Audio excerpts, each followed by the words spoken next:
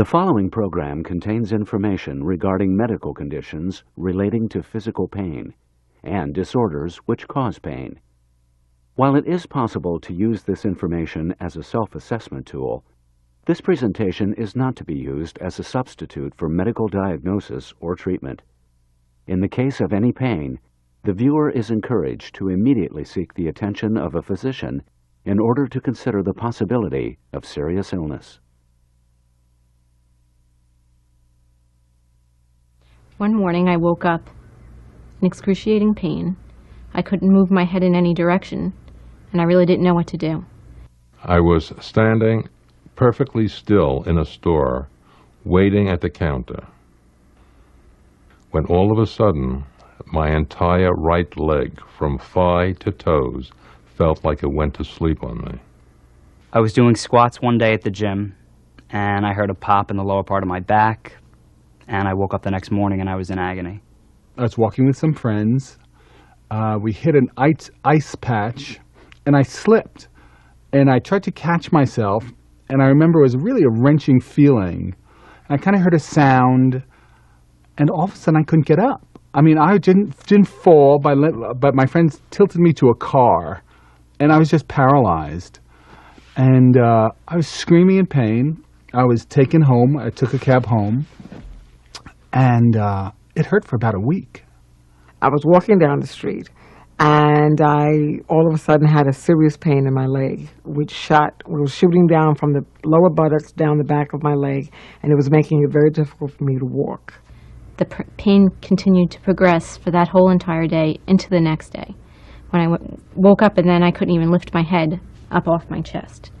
I thought that it would just recover, as like when the blood starts circulating, but it didn't really recover, and as I walked home with some discomfort, then I found that I had a drop foot, which I never experienced before. And the person I was with, because sometimes I joke around, they said, "Stop fooling around." I said, "I am not fooling around. I cannot control my foot." And that became frightening. The most agony I've ever experienced in my entire life. I basically was, I couldn't move, and when I attempted to walk, I was really hunched over and kind of limping in a way that I had never before. The pain devastated my life. It was with me from the moment I woke up in the morning, the pain until the moment I went to bed at night. I had excruciating headaches. I had to stay in bed a lot. I didn't live my normal life like I used to run, and I couldn't go to social functions with my friends. It's intense, it's nagging, it's frightening, it's debilitating, moves around sometimes, and creates a desperation because it stops you from not only doing your livelihood, but having fun. I remember studying long nights, and occasionally I would get zapped in the middle of a study session, and I would be walking across campus and just have to stop in my tracks. It was about 9 months in duration, where I was severely restricted in what I could do. I'd get up in the morning and wouldn't know how long I'd be up before I'd be crawling back into bed again. I tried everything for that pain to go away, and soon enough I was able to walk around with a hobble, with a limp, and it would not go away, and it stayed around for a year. And that's how this chronic pain turned into something which was really debilitating. So I went to see a doctor, and he told me to go for an MRI. The MRI was shocking because they found 2 herniated discs and 1 bulging disc in my neck. I gradually got worse and worse to the point that I had almost constant, like a feeling of dragginess in the bottom of my leg, like tingling in my feet. And it just progressed and got worse and worse to the point that I went to neurologists and to other physicians. I even saw a neurological surgeon who I was sent to, and was ultimately diagnosed with stenosis and prescribed to have surgery. They took an MRI, and sure enough, there's a bulge. There's a herniated disc, L4, L5, L5, S1. I was diagnosed with, muscle spasms. I did rupture a disc at one point, spinal stenosis, scoliosis, all the normal things that orthopedists tell you when they look at x-rays and MRIs. Several people really told me I needed surgery. They said there was really no other way. And if I wanted the pain to go away, I had to have an operation. I was told I had a herniated disc and that surgery would be my best option. I decided to have the surgery, and it really didn't help. I was still in tremendous pain. Then I was told that scar tissue had formed following the surgery and that was the cause of my pain. I tried physical therapy. I tried acupuncture. I tried oral steroids, steroid injections. I tried everything until I remembered about a book that I had read or that I had leafed through in a bookstore many, many months ago. And this book was a thin little book by a man named Dr. John Sarno, and it said something about a connection between the mind and the back pain. I think I heard about him on the Rosie O'Donnell show. Someone who worked for her had gone to him because she couldn't walk. She had incurable tendinitis, supposedly, in her ankles. And I watched that show, and I thought, I wonder who this guy is. A friend of mine happened to mention Dr. Sarno. And then I bought his books about a month later. And that was the best thing I could have done for myself and for my back and for the pain. A friend of mine went to Dr. Sarno about a month before, and he told me that he'd pay for the bill if it didn't work. And I said, well, just pay for it now because I can't work. I mean, I've done everything. How is this guy, by just going to a lecture, going to do anything? I mean, it was hopeless. I was already on all kinds of medication, anti-inflammatory, painkillers, and it stopped working. And I just thought it was ridiculous. But I had nowhere else to go. Dr. John E. Sarno, a graduate of the College of Physicians and Surgeons of Columbia University, is professor of clinical rehabilitation medicine at New York University School of Medicine and attending physician at the Rusk Institute of Rehabilitation Medicine of New York University Medical Center. Since 1973, I have focused my research and clinical practice on mind-body disorders, most particularly a condition that appears to be responsible for the majority of common back, neck, arm, and leg pain complaints. I've written 3 books on the subject and treated thousands of people with chronic, severe, often disabling pain. Lectures are the cornerstone of my treatment program, and since both my lectures and books have helped large numbers of people to become pain-free, it was concluded that a video presentation of my lectures would be of great value to viewers. That is the purpose of this video and the program you are about to see. I hope that it will help you to become pain-free. Welcome. Let's begin this by talking about why we're all here. Why are you here? Dr. Sarno, I've had severe pain in my lower back, which shoots down to my left leg and makes my left foot numb for the last 7 years. I've had an MRI and it shows that I have 2 herniated discs and 1 ruptured disc. The pain is terrible. It consumes my life. I can't play with my children. I've been told I need surgery. I've read your book and I feel a little bit better now. Can you help me with this? Dr. Sarno, I've had bad lower back pain for about a year now, and the pain went into my legs. And I did take an MRI, and they said I had 2 bulging discs. I've tried physical therapy. I've had 3 epidurals. I can't remember all the different types of doctors I've been to, and I'm still in a great deal of pain. Dr. Sarno, I've had a intermittent pain on my right side, a sciatic pain, over the past several years. And more recently, while I was doing just a mundane activity, I was getting out of a car, matter of fact, and I felt a sharp pain and my back went out and I was incapacitated for a few days. I then learned about your book, which I read, and after reading the book, the pain subsided. So I'm here to find out more about what you have to say.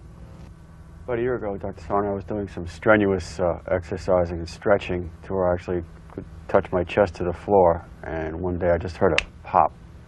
And after that, it was just a series of excruciating pain that would come and go. I, too, have been through a lot of different treatments. I've been told I had scoliosis. I've been told I had herniated disc. I've been told I had fused facets, an extra facet. And I just came here to hope that this treatment could work. I had had a lot of pain for many years and just lived with it. And then one morning I was in the shower and I also heard a pop, and I was down and out and I was paralyzed for 30 days.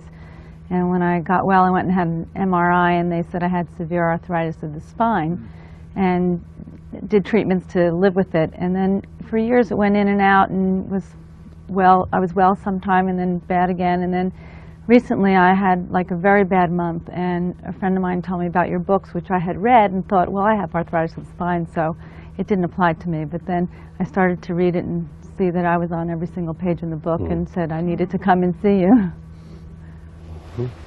Dr. Sarno, about 10 years ago I started having back pain. I would have episodes that would come and then they would go. About 5 years ago I had an MRI done, and it revealed a herniated disc, a transitional vertebra, and degenerative disc disease.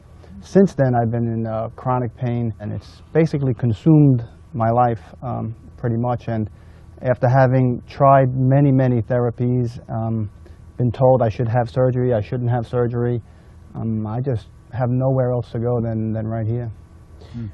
Well, it's clear that you're all suffering from some very significant and important pain in some part of your body, and I'm here to help you get rid of that pain. You've all been diagnosed with a variety of abnormalities and other conditions, disc problems, for example, arthritis of the spine, fibromyalgia, and you've been told that these things are the cause of your pain. Well, we're going to talk about that.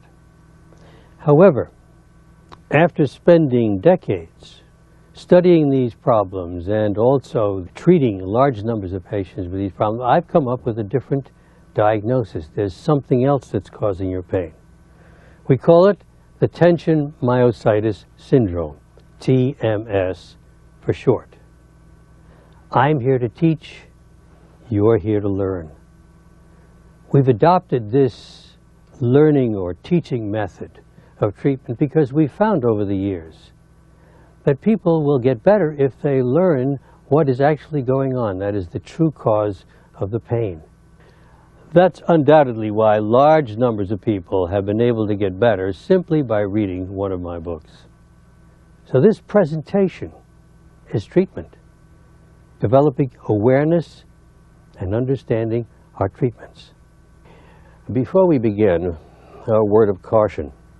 Pain can have many causes, and it's essential that before one assumes that the disorder we're going to be describing here is the cause of your pain, that one will have been studied and examined by one's doctor, and anything really serious like cancer and so on has been ruled out.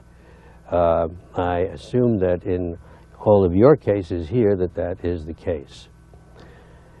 So let's begin. The first section is going to be on the physical manifestations of this disorder. That is, what is the nature of this physical process that's going on in your body that's causing the pain, rather than the many other diagnoses that you mentioned before.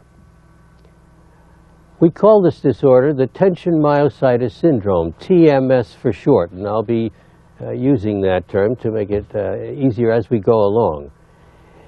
Actually, if I were putting a name on this today, it would probably be somewhat different, because tension does apply to the psychological factors, not muscle tension, but myo does refer to muscle, and itis represents a change of state.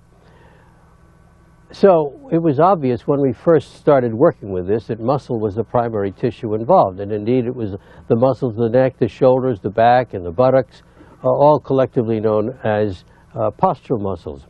As we went along, however, through the years it became obvious, and your histories make this very clear, that a variety of spinal nerves can be involved, which means you might get pain down your leg or down your arm, indeed almost anywhere in your back or chest.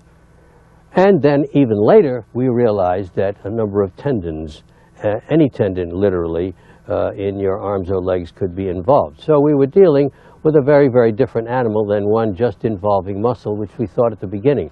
And that's why we use the term syndrome. The word syndrome in medicine refers to any disorder that has multiple manifestations. And by gum, if any disorder warranted that, it's TMS, because with TMS you can have pain virtually anywhere from the top of your head down to the tip of your toes. This slide has to do with the physical process that's involved in TMS. There is a physical process. This pain is real. It's not in your imagination just because it emanates. It's induced by something going on in the brain. And what's involved is that emotions in the unconscious, and we'll talk a lot about rage later on, produces abnormal activity in the autonomic nervous system. Now, I have to tell you a word about what that system is. It's the one that controls all involuntary functions in the body. And it's at work 24 hours a day, whether you're asleep or awake. That means that most of the time it's serving you well, but there can arise occasions, as in this one, in which there's abnormal activity. In this case, it results in reduced blood flow to the involved parts of your body, wherever your pain happens to be, the buttock, the neck, the shoulders, the arm, and so on. The result of this reduced blood flow is that we have mild oxygen deprivation, and I want to emphasize the mild because it's probably only 4 or 5% off normal. The result of that, however, is that it produces pain in a variety of circumstances. The muscles may be involved or painful. If a nerve is involved, like the sciatic nerve, then you're going to get pain down your leg somewhere. You may also have numbness, tingling feelings, weakness, actual muscle weakness, or the loss of a reflex. These are very common, and this is extremely unfortunate because, in general, when an individual has weakness in some muscle and there happens to be a herniated disc involved, it will be invariably blamed. That is, the weakness will be blamed on the herniated disc. But as I said, this is extremely common with TMS. And then finally, tendons that are oxygen deprived can also be painful, and this is can be a very severe problem as well. Dr. Sarno, let me see if I understand this. Repressed emotions cause changes in the nervous system. That reduces the blood flow, and that results in reduced oxygen. That's the source of the pain? Yes, and of course what makes it difficult to understand at this point is why this happens as a result of an emotional phenomenon. But it does, and of course we're going to be getting into that in great detail in a little while. Yes, it's just exactly as you said. It starts out with a situation involving feelings in the unconscious, and we end up with pain in various tissues. But what about my bulging discs? I've been told that my discs are causing the problem. Yeah, well, that's exactly what I was just saying. And of course the problem is there's not been an alternative diagnosis around for doctors to consider. And so if a person has pain somewhere in the vicinity of a disc abnormality, well, then they are very liable to attribute the pain to that disc abnormality. The fact of the matter is, however, that a bulge anatomically would be almost impossible for it to cause pain. We'll talk more about that later. Dr. Sarno, you're saying that the cause of the pain is emotional. Are you saying that the pain is in my head and that it's imaginary? No, the emotions don't cause the pain. They initiate the process that causes the pain. And that is in your head indeed, but the process is in your body. It's real. And of course, it's a great misconception to say that the pain is in your head. All right, we're going to look at the 3 types of tissue that may be involved in this disorder. First, muscle, and then nerve, and then tendon. Let's start with the muscles. TMS tends to involve only muscles in the back, the neck, the shoulders, the low back. It does not involve arm muscles, for example, or leg muscles. We can't see the leg down here. And it can actually occur anywhere. However, there are 3 areas that are most important in this syndrome, and that is the buttock area here, and then the so-called small of the back, and then the shoulders. Remember that the pain of TMS can involve any muscle, however.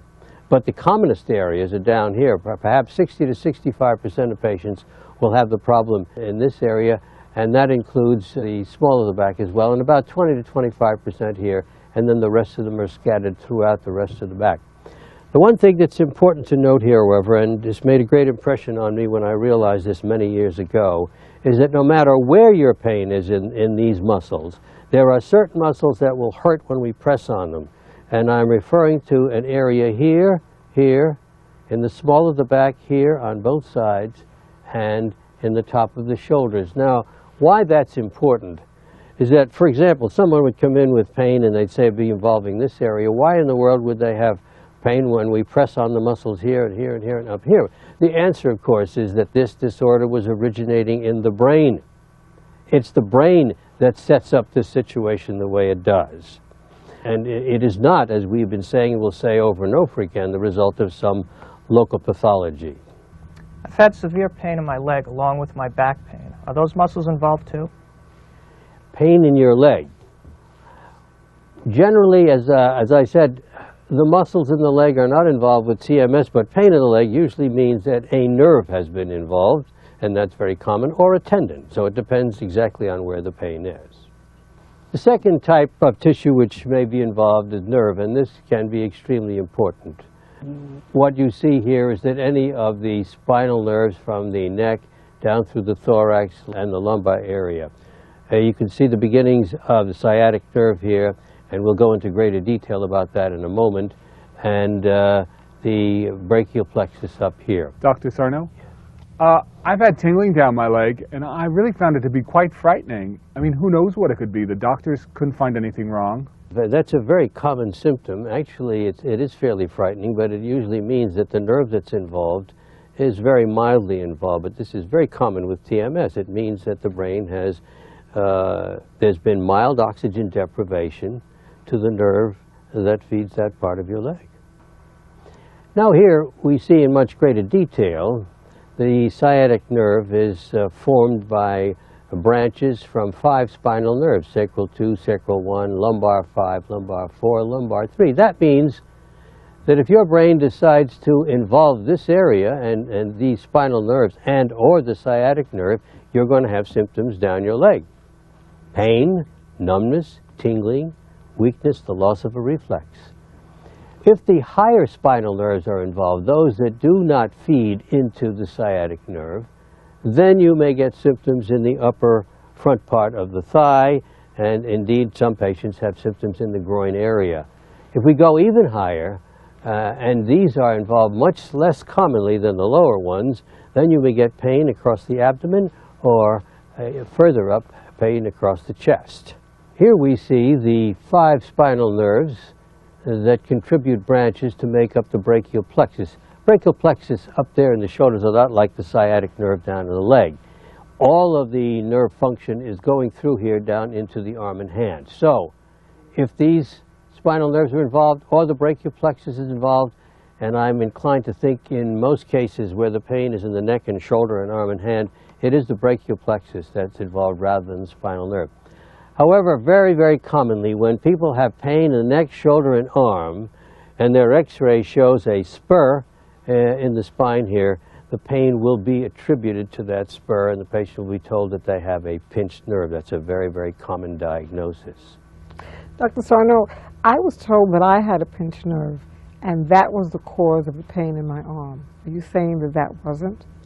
Yeah, well, that's precisely the point. Actually, it would, I think, be very difficult for a spur in that area to cause any trouble because the foramen, the hole through which the nerve passes, is usually large enough and so that it's got to be almost totally obliterated to cause the pain. Now, as I said before, the problem is that in the absence of an alternative diagnosis, usually what will be done is that the pain will be blamed on some obvious structural abnormality, and that's what happens with the pinched nerve. Now, these are nerves. This is a disc, and that's what the purpose of this illustration is, to talk to you a little bit about discs. Unfortunately, we must, because it's an extremely common diagnosis, that is, various abnormalities of the discs, which often leads to surgery, as you well know. The disc is placed by nature between two vertebral bodies in order to take up the shock. It also allows for twisting to occur. Unfortunately, in certain areas, as in the middle of the neck and the lower end of the back, the discs tend to wear out, and when they do, then you may have this thick material inside the disc. It's a little bit like toothpaste pushing its way out. When that happens, you get a bulge. Now, as I said before, bulges rarely, because of their location, can cause any problem.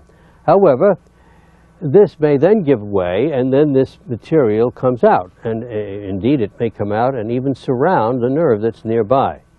Now, the point is this. That is uniformly believed to be the cause of pain.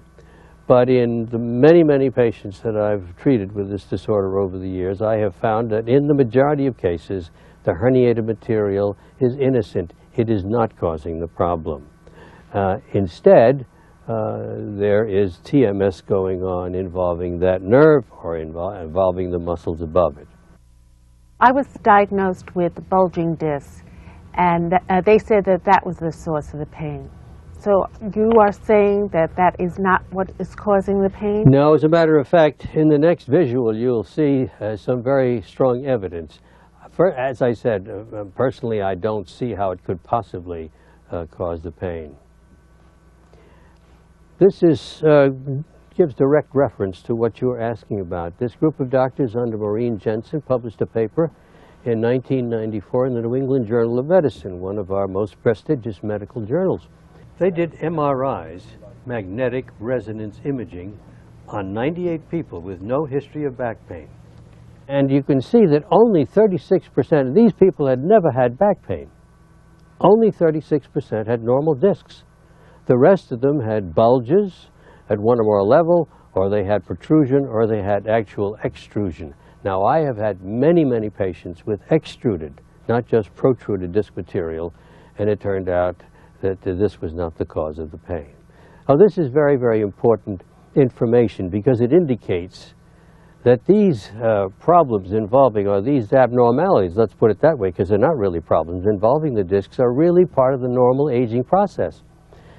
But you know, this aging process starts when you're in your teens, believe it or not. Most radiologists do not expect to see a normal disc space between the fifth lumbar vertebra and the sacrum down at the end of the spine. And that's because these changes are a little bit like, some people have said, like gray hairs of the spine. In other words, it's part of the normal aging process. Dr. Sarno, I had surgery for a herniated disc which was pressing on my sciatic nerve. The surgery didn't help. I still have pain in my lower back and down the back of my right leg. It's very frustrating. Now they tell me that the disc material that was removed has been replaced by scar tissue, which presses on the nerve and causes pain. Is that true? Well, the scar tissue is undoubtedly there, but in my experience, it's totally benign. The chances are that you're continuing pain because you've got TMS, not because of the scar tissue. You know, that's brought up from time to time, and I usually say to patients, just think of the millions and millions of people that have had chest and abdominal surgery for a variety of things. Do they ever get pain because of scar tissue? Enough said. The purpose of this is to talk about the various tendons that may be involved. Remember now, we've talked about muscles, we've just finished talking about nerves, and now we talk about tendons. This, again, is a very common part of this syndrome, and it's important for you to know all of these things, because if in the future you should ever get some kind of a recurrence, for example, pain around the knees, you want to be able to say, well, maybe that's TMS, I better call up the doctor and find out.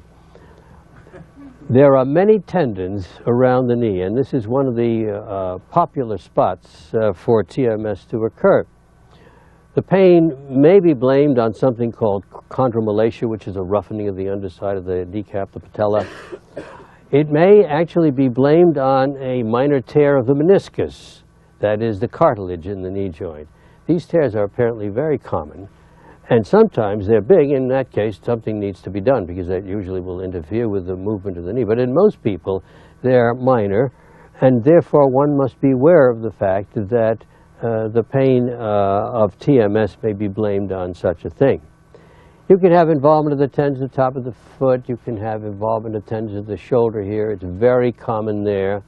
Again, they're blamed on something called bursitis, or more recent years, since the MRI has come in, more commonly the pain will be blamed on what's known as a rotator cuff tear, and some of those come to surgery as well. So it's very important to know.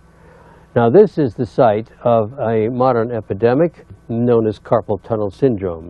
No one in this group apparently is suffering from that disorder, but we want to talk about things of that sort because epidemics characterize what happens when people get mind-body disorders, which TMS is, and when they're not recognized by the medical profession for what they are, when instead the blame is attributed to some structural abnormality or something of that sort. Dr. Sano, my father's had bursitis of the shoulder for the past several years. Are you saying that this is TMS? Very likely, because there's no reason. Actually, the bursitis diagnosis is made nearly as frequently as it used to be. Now, more often, they will attribute the pain to a rotator cuff tear. But yes, it's very likely that your father's pain is due to TMS of the tendons. You can see lots of tendinous structures attaching to the bone there. Dr. Sarno, a few years ago I had severe pain in my knee, and I was told I had a torn meniscus. I was afraid to have surgery, and eventually the pain went away. Well, that's a perfect example of what I said a moment ago. You know, it's interesting. The brain will often choose the site of TMS where it knows something is going on. Now, that sounds weird, but probably that's one of the reasons why people get so much low back pain, because of the disc abnormalities there. And indeed, rotator cuffs do tear, but apparently it's not painful at all, and it's fairly common in elderly people.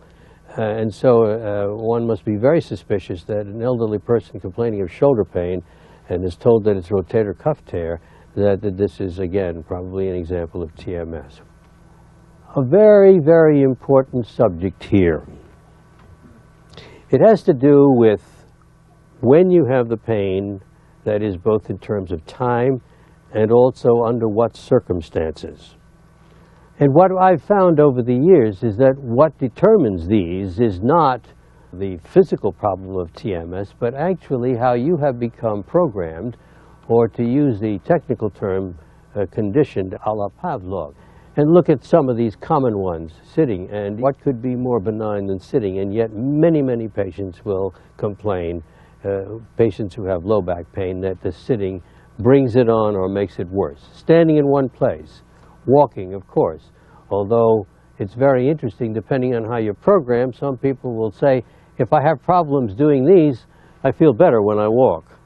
And then the next patient will say, walking brings on the pain almost immediately so that I have to sit down. Now, these patients may have exactly the same situation in virtually the same place.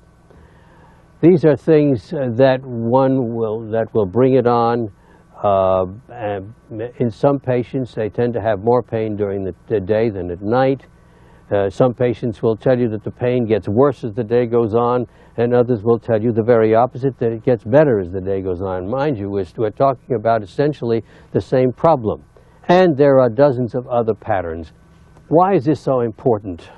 Because you must not think, if this is your pattern, that sitting is bad for your back, or standing in one place is bad for your back. It's essential for you to know that's only the way you have become programmed. Conditioning, to give you the idea, you all, I'm sure, have heard of Pavlov's famous experiments where he would present his dogs with food and then ring a bell at the same time, and he got them programmed to expect the presentation of food with the ringing of the bell. Well, after a while, of course, he would ring the bell, not present food, but the dogs would begin to salivate. Well, now what you must understand is that sitting may be your bell, or walking, or a certain time of the day or night. And that's important so that you don't think that this is something that you've got to get over, some physical problem you've got to get over. All you have to do is understand that this is what you've got and go through the therapeutic process here, and you will become deprogrammed, deconditioned. I play tennis hard and I have no pain. Yet when I bend over to pick up a laundry basket, I get pain in my lower back, and I was wondering why. Is this what you're talking about? This is exactly what I'm talking about. The tennis is not the bell for you, but picking up a laundry basket is the bell. I had a patient once who did heavy labor all day long.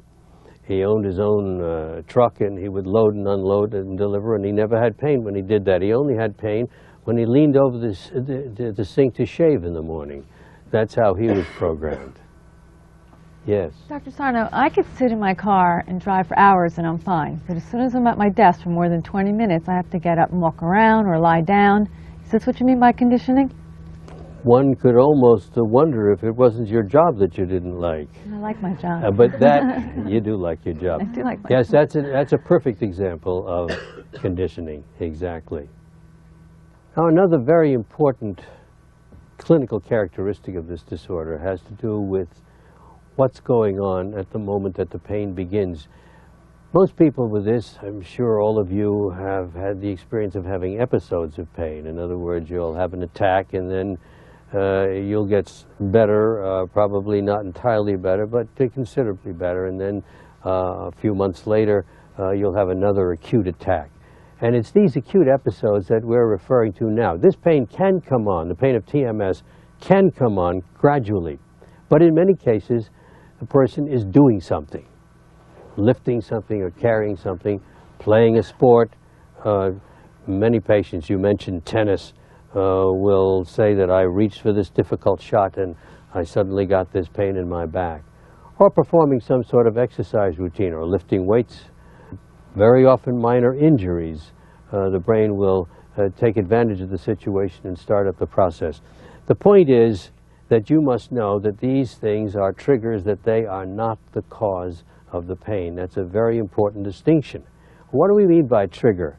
It means that your brain was ready to start this process up. And remember, as you're going to see, the process has to do with psychological things rather than physical things. And the brain is actually very clever about this because it wants you very much to associate your symptoms with something physical. I hurt myself. There's something wrong with my back. I hurt myself doing one of these things. And that's why this is a logical time for it perhaps to start the process up when you happen to be doing something physical. And the other thing that I should mention with reference to this is that people often talk about injuries, old injuries, and they'll refer back to something that happened maybe 5 or 10 years ago and think that every time they get a recurrent attack of pain now, it's because of that old injury.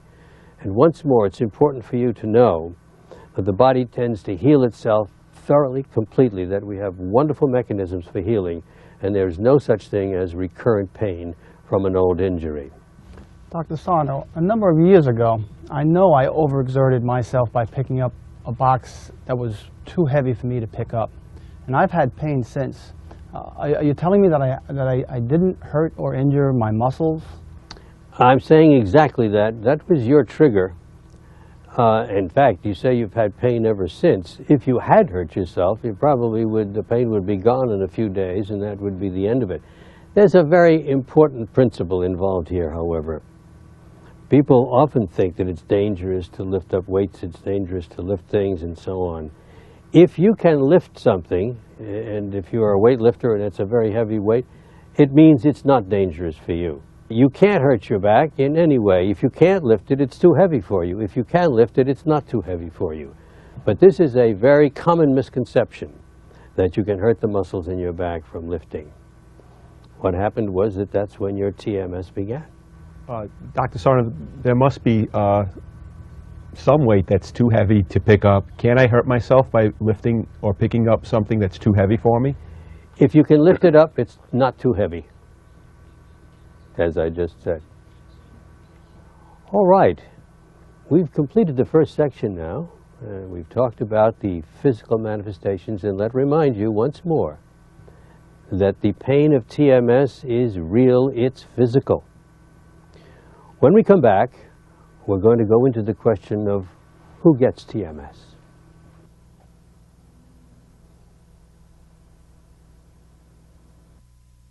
At first, it just was so radical to think that the pain was not coming from my discs in my neck, and everybody, physical therapists, everybody had told me that's where it was coming from. So for someone to say that's not at all where it is coming from, it was shocking to me. When Dr. Sarno told me that the herniated disc was not the cause of my pain, and that the scar tissue following surgery was also not the cause of my pain, I was actually relieved. He said it was TMS, and I had hope then that the pain could actually go away. I believed Dr. Sarno when he said the arthritis was not the cause of my pain, because when he said that if it was, I would be in pain constantly. And I thought that that was absolutely right. Why does the pain come and go? Sometimes it would even go from the right side to the left side. When I was told by Dr. Sarno that I had TMS, it was like being told you won an award. I really had tremendous confidence in him. And when I heard his diagnosis, I knew that I was going to be okay. Can't say that I was totally surprised. The thing that really blew me away was that he had a method for helping you deal with it. Once you recognized and you accepted that that's where the pain was coming from, he had an actual plan to help you rid yourself of it. The pain was always at its worst when I was sitting behind the wheel of my car driving. The fact that I'm prone to road rage probably has a lot to do with that. I had to stop believing in all the things that they told me that I shouldn't do, like sitting in chairs that were not good for my posture. I was scared to bend, I was scared to move, I was scared to lift, I was scared to stretch, I was supposed to sit and stand. I mean, everything was programmed fear. I was totally programmed. When Dr. Sarno referred to these things, I found myself in many of them, particularly for me, one of them lifting of heavy objects. Everyone had told me, don't lift this and don't lift that, or you might cause further damage to yourself. So I refrained from doing all of those things. It was extremely hard to put aside all the doctors and all the literature that told me this was a physical problem.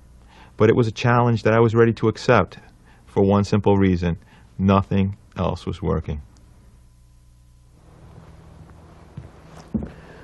All right, now we're going to take up the very important subject of who gets TMS. Unfortunately, it tends to occur very widely and goes under many different names. This is the reality, and I make no apologies for it, although certainly I'm very often asked by doctors how this disorder can involve so many different parts of the body. Most low back and leg pain, and as I said before, that probably 60 to 65% of people who get this get it in the low back. Most pain involving the upper back, the neck, the shoulders, and then radiating down into the arm. The whiplash syndrome, and we'll have occasion to speak more about that in a little while because that's a very important subject. And most of the common tendinitises, we've said here ankle, knee, wrist, elbow, shoulder. I've seen this in virtually any and all of the tendons in the arms and legs. Dr. Sarno, my sister had to quit playing the piano because every time she sat down to play, she would get incredible pain in her right wrist to the point where it became unbearable. And she was told that she had tendinitis, but she never got this pain when she did other activities. Could this have been TMS? Yes, very likely, and that's a perfect example, incidentally, of programming. In other words, she was programmed to have the pain only when she sat down at the piano for whatever reason. But that's a very, very good example of a TMS tendinitis. Now, other disorders that appear to be part of this syndrome, this TMD stands for temporomandibular dysfunction. It used to be known as TMJ, and that might be more familiar to a lot of you, temporomandibular joint syndrome. It refers to pain in the face, and I've found that many of my patients who come in for other reasons will give a history of having had that, and indeed when you palpate the jaw musculature here, they still have a little bit of tenderness in that area. So that's a very common manifestation. Something called a piriformis syndrome, which refers to pain in the buttock area, blamed on a muscle that's in there, and actually I find this to be a no diagnosis as far as I'm concerned. The carpal tunnel syndrome, we'll also have more to say about that, which involves the wrist and produces symptoms in the palm of the hand.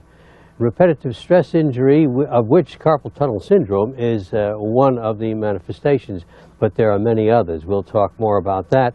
Fibromyalgia, which is a painful disorder, is very much part of TMS, but it happens to represent a more severe manifestation of TMS with pain in many different locations rather than located in one or the other, as with most people who have this. And also there appear to be emotional factors associated with this. Very often people with fibromyalgia will have sleep disturbances, anxiety, depression. This is a real problem because this is of epidemic proportions in the United States today. It tends to occur in women more than men. Actually, the ratio is about 10 to 1. And it is an enormous public health problem because the patients are informed that the cause of this disorder is not known, and they have to learn to live with it. Myofascial pain, that's a thing that's been around for a long time, refers primarily to pain somewhere in the back area here. And then post-polio syndrome, which is extremely interesting. One sees this in people who have had polio with residual involvement use.